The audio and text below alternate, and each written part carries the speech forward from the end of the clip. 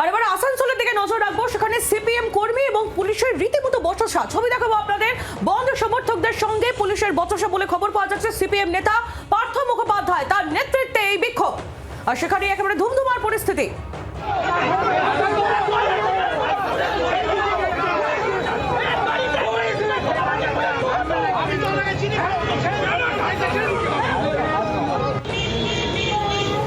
বাসুদেব এই মুহূর্তে আমাদের সঙ্গে রয়েছেন, প্রতিনিধি টেলিফোনে। বাসুদেব, কি থেকে গন্ডগোলের সূত্রপাত, কি হয়েছিল?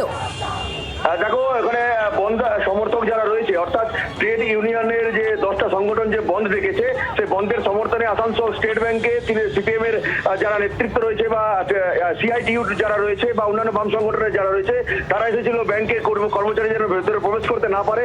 তখনই পুলিশের সঙ্গে বচসা এবং পুলিশের সঙ্গে কার্যত পুরো বচসা এবং খুব ধাক্কাধাক্কি শুরু হয়, এবং তারপরে দেখা যায় যে বন্ধ সমর্থক যারা রয়েছে তাদের সঙ্গে বচসা চরম পর্যায়ে পৌঁছায়, এবং তারপরে দেখা যায় যে যারা ব্যাংকের কর্মী তারা ভেতরে প্রবেশ করতে পারে না, তারা বাইরে দাঁড়িয়ে থাকে এবং তাদেরকে ভেতরে প্রবেশ করার জন্য পুলিশ চেষ্টা করে।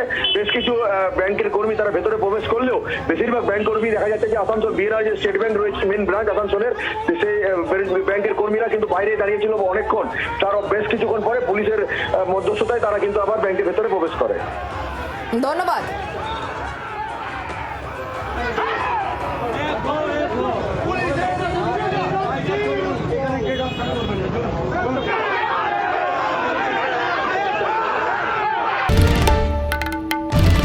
বাংলার আওয়াজ, বাঙালির আবেগ, জি 24 ঘন্টা।